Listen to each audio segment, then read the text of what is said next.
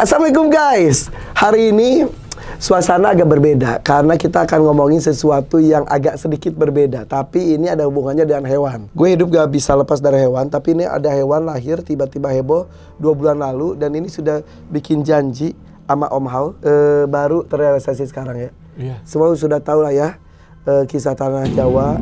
Om Hao dengan kemampuan retrokognisinya menangkap energi dari tempat atau kejadian masa lalu yang masih tersimpan sampai sekarang. Ini tuh sebetulnya masuknya ke supranatural atau sebetulnya ada pertanggungjawaban secara keilmuan juga? Dua-duanya mas, gitu. Kalau kita bilang tentang retrokognisi itu kan, retro itu kan lampau ya, kognisi itu penglihatan, jadi melihat masa lampau. Tapi kalau saya sendiri tidak percaya 100% dengan flashback atau nerawang.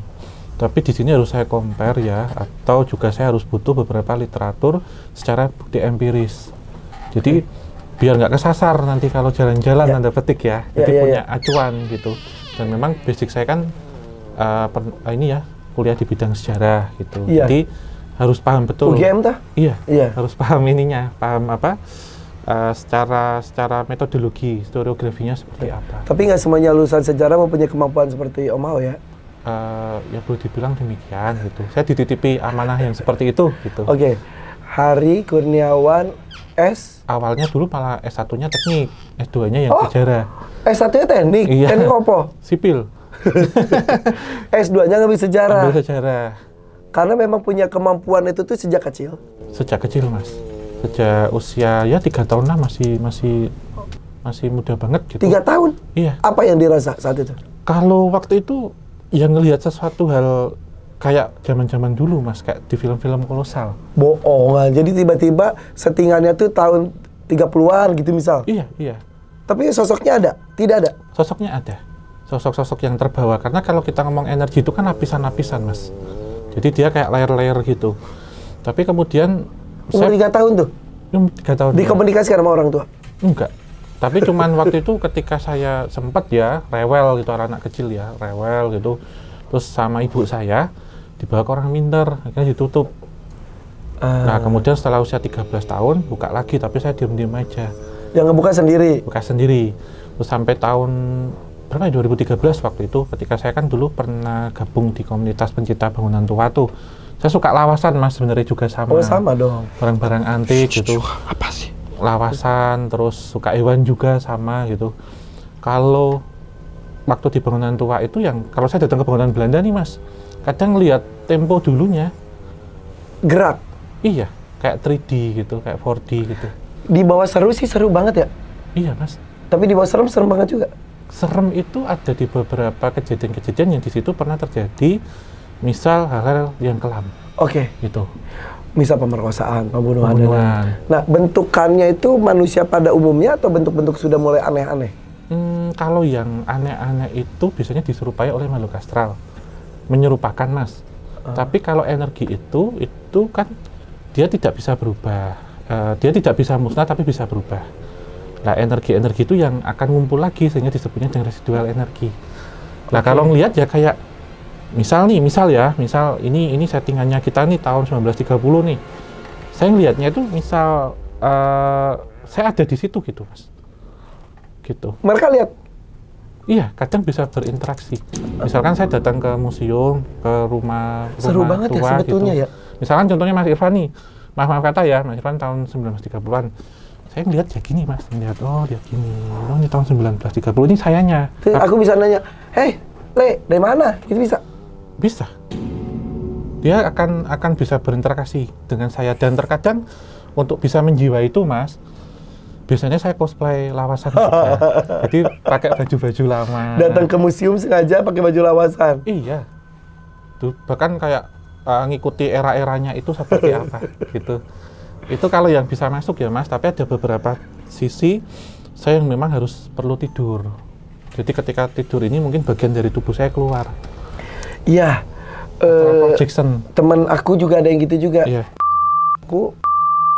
Dia bisa gitu juga, dia keluar dari jasad, terus dia ngelihat jasadnya lagi tidur, dan dia bisa kemana-mana, terus balik lagi, dan itu bisa nggak balik kan?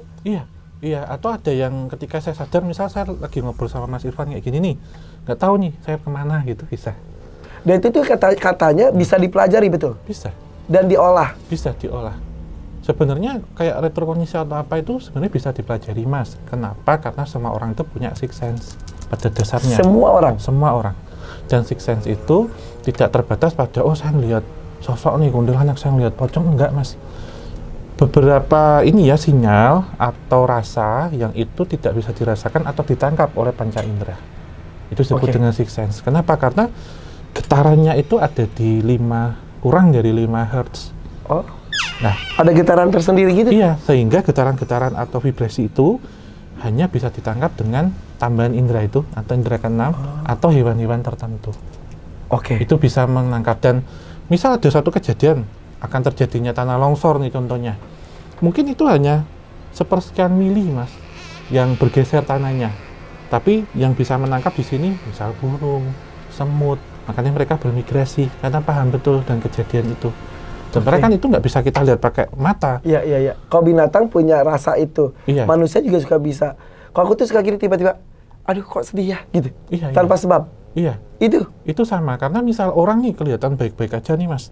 Dia bisa menyimpan sesuatu hal, itu memori, residual memori, itu bisa tertangkap, sehingga disebut dengan telepati. Oke. Gitu. Sorry ini berisik banget. Yang tadi sebutkan itu beda dan indigo sama nggak? Indigo itu sebenarnya warna aura, Mas. Jadi manusia ini kalau orang kata indigo bisa melihat makhluk yang tak kasat mata. Iya, jadi begini, orang ini kan ada susunan cakra, aura. Jadi Mejiku Hibinu kayak warna pelangi itu. Nah, nila, biru dan nila itu ada spektrum warna indigo. Indigo itu warna biru, nama warna kan? Iya, yang ada di cakra asnya atau mata ketiga di sini. Nah, ketika ini aktif atau cakra itu menyentuh di sini, orang ini akan terbuka mata ketiganya, sehingga bisa melihat, bisa merasa. Itu bisa dikontrol nggak? Orang punya kemungkinan jadi indigo terus menutup diri jadi enggak. Orang punya kemungkinan indigo dipelihara, dikembangkan jadi bisa. Iya, seperti itu. Oke. Nah, umur 13 tahun setelah ditutup, kenapa memutuskan pengen dibuka? Buka sendiri, Mas. Otomatis. Oh, otomatis. Iya, dan saya sampai hari ini ya, Mas, kadang saya harus merasa itu menselaraskan dan nyaman ada di posisi itu. Kenapa? Karena kan kredit, Mas, ini. Iya, katanya ya. Iya. Aku ngobrol dengan orang-orang yang seperti Om itu. Katanya itu di lift itu bisa penuh. Ya kan ada bentuknya juga macam-macam. Iya. Itu secara entitas ya. Tapi kalau saya kan lebih bermain dengan waktu, Mas. Iya. Jadi, ke masa lalu. Iya, jadi kadang tahun 1978 berubah jadi tahun 1200, jadi 1945. Ke masa depan? Kalau masa depan itu prekognisi. Beda lagi? Beda. Ada yang kemampuan itu? Ada. Jadi itu yang peramal miliki? Peramal. Iya. Jadi begini, Mas, kalau saya sebutkan ke depan, itu lebih tepatnya memprediksi berdasarkan peristiwa yang pernah terjadi. Kalau kita ngomong sejarah itu kan peristiwanya sekali terjadi nih, Mas Irfan. Sejarah itu. Tapi polanya berulang loh. Iya. Kayak kita jatuhin bola tenis. Iya. Kan dia dari tinggi sampai hilang. Nah, itu polanya itu bisa kita terus. Bahkan aku tuh kayak misal ada orang yang memprediksi dunia artis, lah nonton di Infotainment sering juga bisa. Iya. Aku iseng. Karena jujur ya, aku tuh yang gini tuh tipis. Kenapa aku bahas dari awal seperti ini? Karena aku komunikasi dan dokter yang bisa ngobrol dengan hewan, itu aku obrolkan dulu tentang secara akal sehatnya, secara keilmuannya. Karena nggak mau yang gini disebutnya tuh jadinya maaf ya, seperti ngobrol sama dukun, seperti itu. Jadi harus gue clearkan dulu di awal. Karena beberapa orang ternyata mempunyai kemampuan seperti itu. Iya. Dan secara ilmiah pun bisa diolah dan dijadikan seperti itu kemampuan. Iya. Pada dasarnya kan memang saya orang saintek, Mas, saya. Jadi saya sangat logis sebenarnya pada awal. Jadi dulu saya tidak percaya justru dengan seperti itu. Apa yang ini terjadi gitu. Karena berkata saya juga nggak ada keturunan secara langsung ya, misalkan. Nggak tahu kita walau alam nih kalau dari garis yang mana gitu. Tapi saya juga nggak pernah belajar. Orang tua nggak? Enggak. Maksudnya nggak yang mempelajari dan berguru gitu loh, Mas. Tapi kenapa ini bisa? Jadi saya lebih tidak lebih menangkis hal itu gitu. Tapi kemudian ketika saya melihat sesuatu kejadian, saya cocokkan dengan literatur kok sama, dan itu nggak sekali dua kali. Iya. Dan bahkan di literatur kadang yang menjadi problematik ya, itu kadang ada yang sama, ada yang beda. Itu ngomong tentang sejarah. Indonesia itu kan banyak yang pemutarbalikan fakta ya. Iya. Di dunia pun seperti itu. Misal ilmuwan-ilmuwan yang menemukannya itu siapa, tapi disebarkannya sekarang siapa. Gitu. Masa kemasan di satu kaum, masa kemasan di Islam sebut masa kegelapan di kaum yang lain.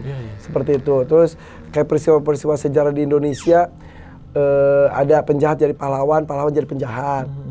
Bisa melihat seperti itu. Iya, Mas. Jadi tahu yang sebetulnya seperti apa. Iya, tapi kan ada ini, Mas. Ada kode etik. Ada kutipan di saya. Oh. Jadi ketahuilah apa yang kamu katakan, tapi tidak semua yang kamu ketahui kamu katakan.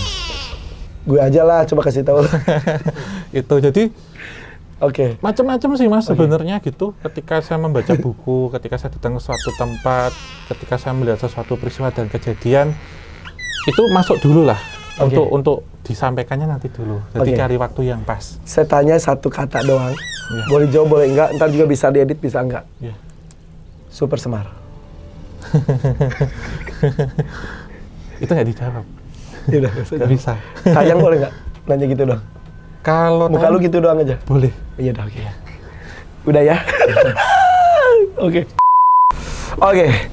Ternyata kemampuan dari Om Hao ini bukan sembarangan, dan beliau menggunakannya sesuatu nggak sembarangan juga, nggak sembrono juga. Kalau suruh pilih seperti sekarang atau menjadi normal-normal aja. Apa ya, Mas? Kalau ditanya, kalau sudah ada di posisi sekarang ya, itu diberi kekuatan dan ini jadi amanah gitu aja. Saya nggak menganggap ini tuh kelebihan nggak loh, Mas Irfan. Tapi ini amanah titipan. Oke. Gitu. Kalau ditanya dulu normal apa enggak, saya sebut seperti saya nggak ngomong normal jadi nggak normal, maaf, saya koreksi. Maksudnya nggak apa-apa, Mas, maksudnya ya kayak gini kan hitungannya nggak normal, Mas, kan orang lain mungkin nggak bisa tahu tentang hal itu, saya paham gitu.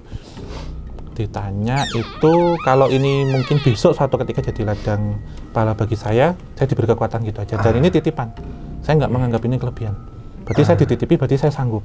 Oke. Gitu. Dan menjadi ladang pahala mengungkapkan sebuah kebenaran yang ingin diketahui. Iya. Nah, ini yang pengen tahu dari tadi ini udah ini adalah binturong. Iya. Anakan kedua setelah sebelumnya si Baba dan Mama dan Baba Marusi Baruci sudah sehat, sudah usianya 9 bulan, dan ini adalah usianya 2 bulan. 2 bulan yang lalu si indukan yang sama melahirkan. Tapi saya cerita dulu ya. Iya.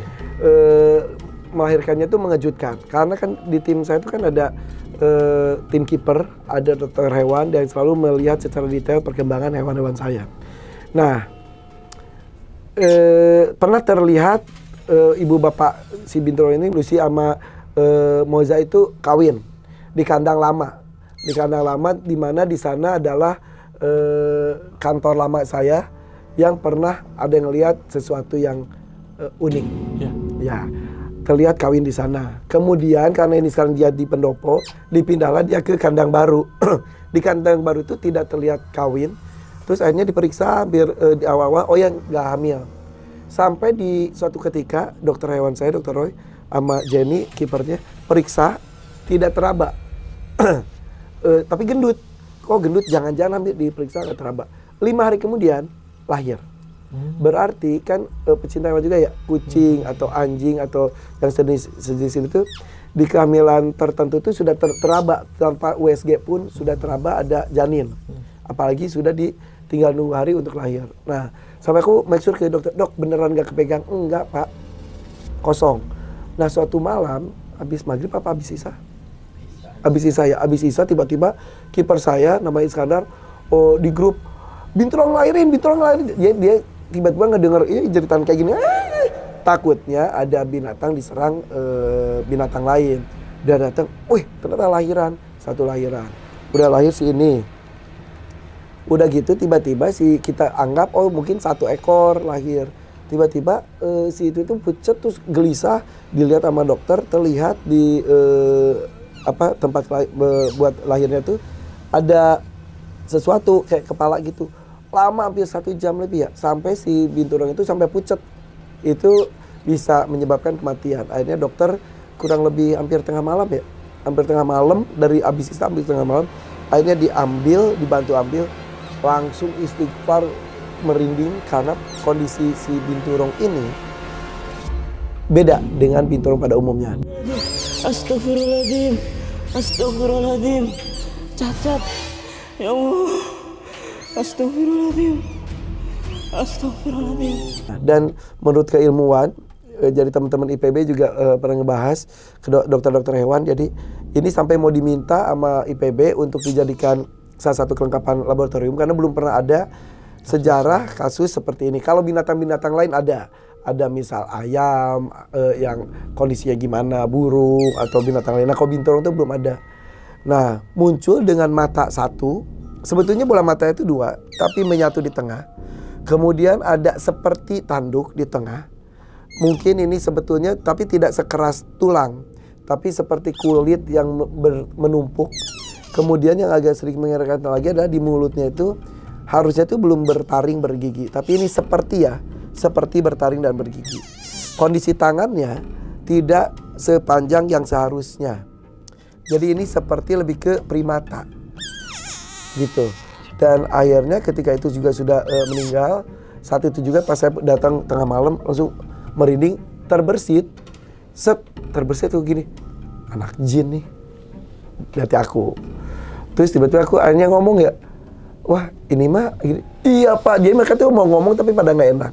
Akhirnya kita awetkan seperti ini buat ilmu pengetahuan juga. Nah pas ngawetin ini juga pas kebetulan ada tamu teman dari Baduy dan juga dari Banten.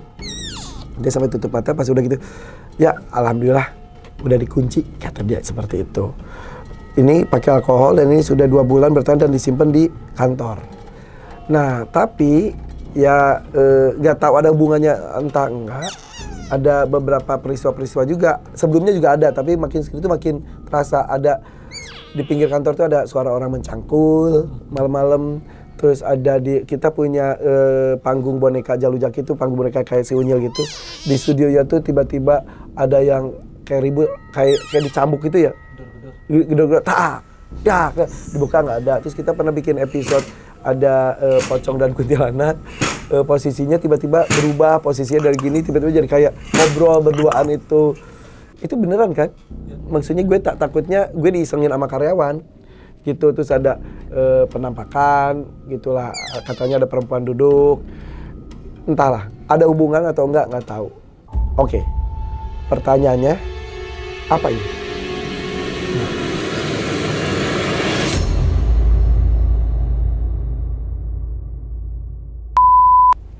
Saya sini dulu ya Mas ya. Boleh, monggo. Gini Mas, ini kalau saya ya memang secara medis ya dokter ya ada kelainan secara kromosom. Yes, betul. Kalau saya pasti pertama melihat sesuatu hal itu logika dulu. Ya.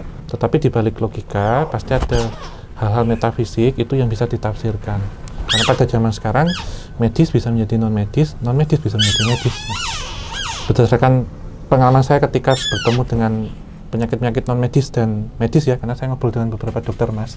Ya, ada forensik, ada bedah, ada bedah syarat dan apa. Kadang saya ngobrol itu penyakit dalam dan saya ngobrol ini. Kalau ini 100% saya yakin ini ada kelainan secara kromosom, jadi genetik. Sehingga dalam proses pembentukan secara fisiologinya itu mengalami beberapa kejadian-kejadian kecacatan. Dan saya mencermati memang secara mata ini sebenarnya 2 menjadi 1. Benar gitu. Saya lihat ya, jadi bukan sini terus ada 1 mata kan dihubung-hubungkan ya. Gitu. Dan kemudian secara bentuk fisiologinya juga memang kalau menurut saya sih perkembangannya dia tidak normal. Karena dalam satu riwayat kehamilan itu harusnya selisih ada beberapa tahun dulu. Karena sangat dekat Mas. Jadi dalam pembentukannya mungkin ini kan kakaknya dia yang lebih sudah jadi, dia di bawahnya gitu. Ya ini secara gitulah. Nah ini secara non medisnya, secara metafisik. Sebentar, ininya juga hidung tidak terbentuk juga, jadi salah satu dia nggak bisa hidup, tidak ada hidung juga dia. Oke. Itu secara medis. Ya secara umum nih generalnya ya, karena saya tidak expert di bidang ini gitu. Nah, ini mas secara metafisik. Sebentar ini aku keluarin aja biar suaranya tidak terganggu. Ini saya gini supaya bisa terbandingkan. Iya. Mana yang normal dan nggak normal. yang spesial seperti ini. Oke. Iya. Oke. Ini ada 3 poin mas Irfan. Tentunya apa yang dilihat ini, maaf ya, kalau secara fisik itu hanya bangkai hewan. Oke. Kan nggak mungkin saya nyebut mayat, ini bangkai. Ya. Tapi secara metafisik, bangkai ini menjadi incaran banyak entitas astral untuk masuk ke dalam ini. Bahkan saya melihat beberapa orang yang ingin memiliki ini dengan tujuan tidak untuk penelitian mas, tapi bisa juga dipakai untuk hal-hal yang berkaitan dengan kekayaan. Hah?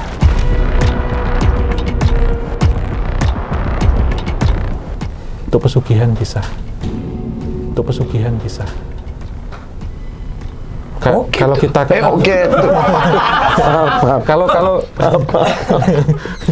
kalau kayak kita ketahui mungkin gini ya, ada empring petuk ya, atau bambu yang nyatu tuh, bambu empring petuk tuh bahasa Jawanya bambu yang matanya nyatu tuh, atau ada beberapa hewan-hewan tertentu yang dia bisa dipakai untuk pesugihan itu ada mas, misalkan ada kucing warna 3 jantan, kucing hitam itu ya. Yang ketiga, memang ini sudah tersegel, tapi segelnya itu ada expertnya loh.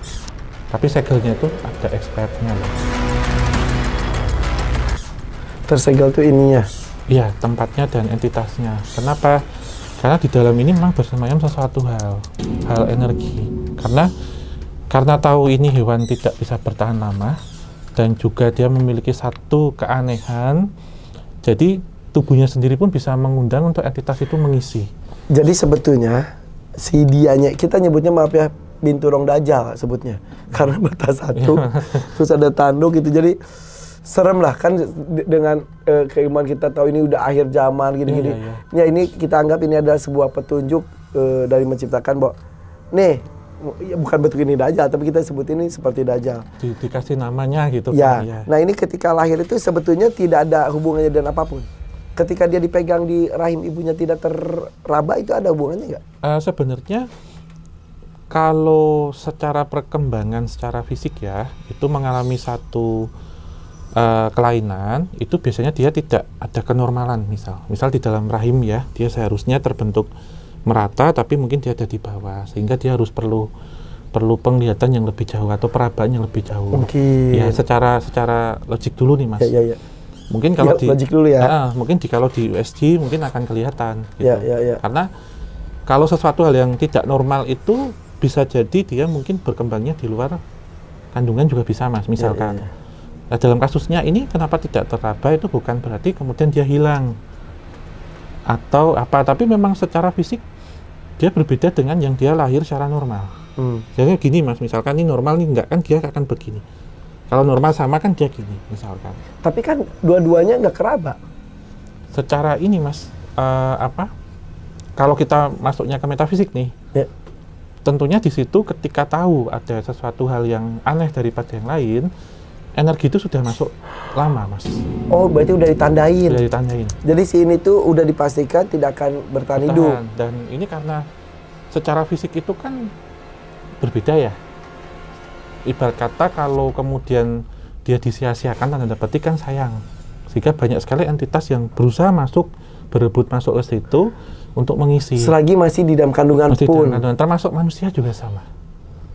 Orang itu makanya kan usia 7 bulan harus ada selamatan, 4 bulan. Kenapa? Karena biar yang masuk yang baik-baik mas.